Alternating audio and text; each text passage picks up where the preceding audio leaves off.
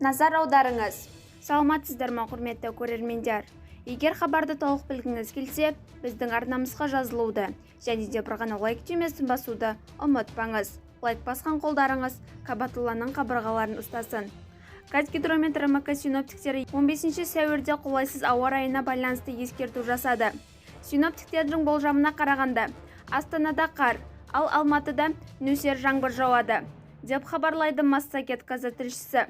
Батыс Қазақстан облысының солтүстігінде, шығысында, оңтүстік-шығыста көктайғақ күтіледі.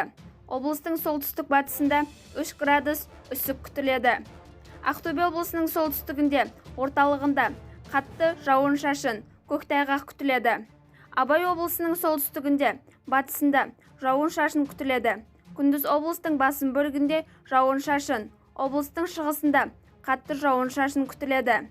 Бізді бақылауды жалғастырыңыз. Арнамызға жазылып, бір ғана лайк түймесін басуды ұмытпаңыз. Сау саламат болыңыз.